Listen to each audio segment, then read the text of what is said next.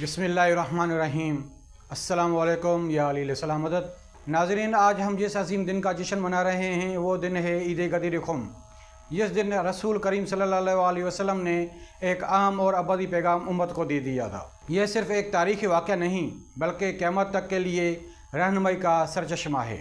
ہمارے ساتھ آج اسٹوڈیو میں موجود ہے پاکستان کے ممتاز عالم دین علامہ مشتاق حسین مشہدی صاحب، جنہوں نے اپنی علمی و دینی خدمات سے ہزاروں قلوب کو روشن کیا۔ علامہ صاحب، آپ کو عید غدیر خم بہت بہت مبارک ہو۔ بسم اللہ، آپ کو بھی بہت بہت مبارک ہو۔ علامہ صاحب، عید غدیر کا پس منظر کیا ہے اور یہ واقعہ کہاں پیش آیا؟ بسم اللہ الرحمن الرحیم۔ الحمدللہ الذی جعل لنا من المتمسکین بولایت علی بن ابی طالب علیہ السلام والائمۃ المعصومین علیہم السلام، اما بعد فقد قال اللہ تبارک و تعالی فی کتابہ الکریم، بسم اللہ الرحمن الرحیم، یا ایہا الرسول بلغ ما انزل الیک من ربک وَإِن لَّمْ تَفْعَلْ فَمَا بَلَّغْتَ رِسَالَتَهُ۔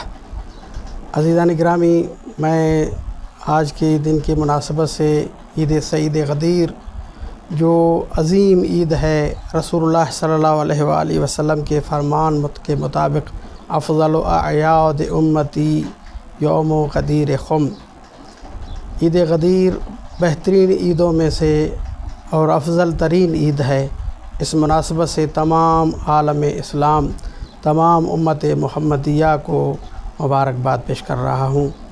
اور یہ ایک عظیم دن ہے جس دن کی مناسبت سے رسول اللہ صلی اللہ علیہ وآلہ وسلم جب مکۃ المکرمہ سے حج بیت اللہ سے واپس ہو رہے تھے تو آپ کریم کو خداوند کریم کا حکم نازل ہوا کہ یا ایھا الرسول بلغ ما انزل الیک من ربک، اے میرے رسول پہنچا دو وہی جو پہلے تمہارے اوپر نازل کیا گیا ہے اپنی رب کی طرف سے۔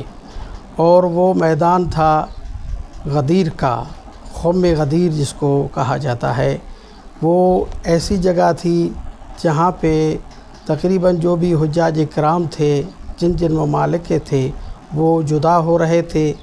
وہ وہاں سے جدائی کی پوائنٹ تھی تمام حجاج کرام کی، تو وہیں پہ حکم رب تعالیٰ ہوا اپنے رسول کو کہ یہیں پہ وہ پہنچا دے حکم جو ہم نے پہلے آپ کے اوپر نازل کیا ہے۔ رسول اکرم صلی اللہ علیہ وسلم نے جو خطبہ دیا اس کے اہم نکات کیا تھے؟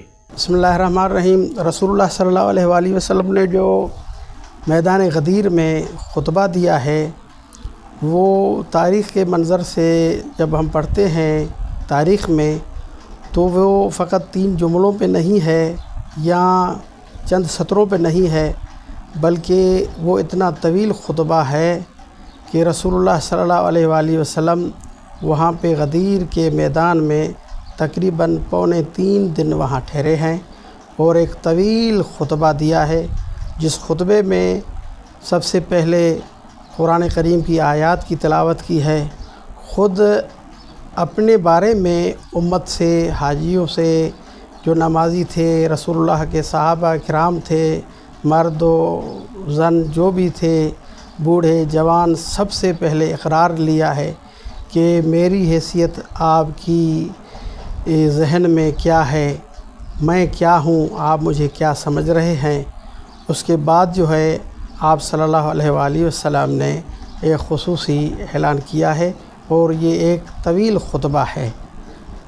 من کنت مولا فہذا علی مولا، اس جملے کی جامع تشریح کیا ہے؟